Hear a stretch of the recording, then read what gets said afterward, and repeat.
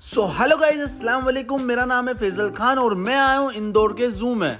मैंने इंदौर के जू का बहुत ज्यादा नाम सुना था, तो मैं सीधा चला आता हूँ इंदौर के जू में और देखना था मुझे यहाँ पर ऐसा है क्या। और हम टिकट लेके निकल जाते हैं अंदर की तरफ। हम देखना चाहते थे यहाँ पर ऐसा है क्या, लेकिन मुझे जो देखने को मिला मैं आप लोगों को भी दिखाऊंगा कितना खतरनाक था। जो अभी मेरे साथ है ये सब मेरे भाई वगैरह जो कि यहीं पर ही रहते हैं। ये था मिरकेट, जो कि मैंने सबसे पहला एनिमल देखा, और ये था कोमोडो ड्रैगन, जिसको हम हिंदी में गोयरी भी कहते हैं। और ये था हमारा दोस्त लेगुआना, जो कि हर वक्त रंग बदलता है, जिसको हम हिंदी में गिरगिट कहते हैं। और आप सभी को पता ही ये दोस्त कौन होते हैं जो कि रंग बदलते हैं। इंदौर के जू में सबसे अच्छी बात मुझे ये लगी कि यहाँ पर कोई कैमरे का फोटो खींचने का या वीडियो बनाने का कोई चार्ज नहीं, और इस चीज को बहुत ही कमी से लोग जानते हैं। इसका नाम था साउदर्न केसौरी। और इंदौर के जू में सबसे अच्छी बात मुझे ये लगी कि यहाँ पर काफी तरीके के अलग अलग तरीके के मिरर थे, जिसमें इंसान सबसे अलग अलग दिखता है। और हमने यहाँ पर पाया कि हम कभी छोटे, कभी लंबे, कभी चौड़े, कभी मोटे हो रहे थे। और ये था कॉटन एयर मोर्मोसिट, जिसको हिंदी में क्या कहते हैं ये मुझे पता नहीं था, लेकिन ये बहुत ही ज्यादा छोटा था। और ये सभी एनिमल बंदर की खाला पुप्पो के छोरे हैं। और इनमें से किसी का नाम मुझे पता था और किसी का नहीं, क्योंकि मैंने ये सब चीजें पहली बार देखी थी। और ये था ऑस्ट्रिच, जिसको हिंदी में शतरमुर्ग कहते हैं। यहाँ पर मैंने काफी अच्छी चीजें देखी, लेकिन जिसका मुझे इंतजार है वो सबसे एंड में आएगा। और इसके अंदर थे काफी अलग अलग तरीके के स्नेक, जिसको हिंदी में सांप कहते हैं। और ये सांप था किंग कोबरा, जो कि इंडिया में बहुत ज्यादा फेमस है। यहाँ पे काफी अलग अलग तरह के सांप थे।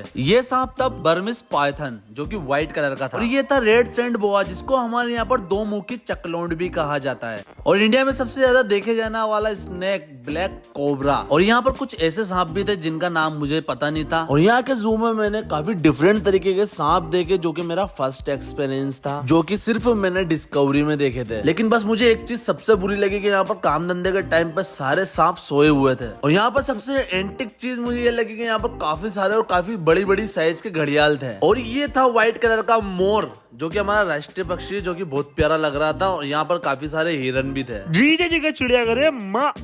और इनको तो आप जानते ही होंगे, मगरमच्छ दादा। हम निकल जाते हैं यहाँ से वापस अंदर की ओर, जहाँ पर हमें देखना था सबसे एंटिक चीज। इस मगरमच्छ की प्रजाति थोड़ी अलग थी। इसका मुंह बहुत ही ज्यादा बड़ा था, इसको देखा मैंने पहली बार था। फिर मेरे भाई ने मुझे बताया कि देख सामने हिप्पोपोटेमस, जिसे हिंदी में हम दरियाई घोड़ा भी कहते हैं। ये चीज मैंने पहली बार देखी थी भाई, बहुत ही खूबसूरत लग रहा था। और ये था कोएपू। इसका नाम सुनकर थोड़ा अजीब लगा ना, मुझे भी अजीब लगा। इसको हमारे यहाँ चूहा कहते हैं।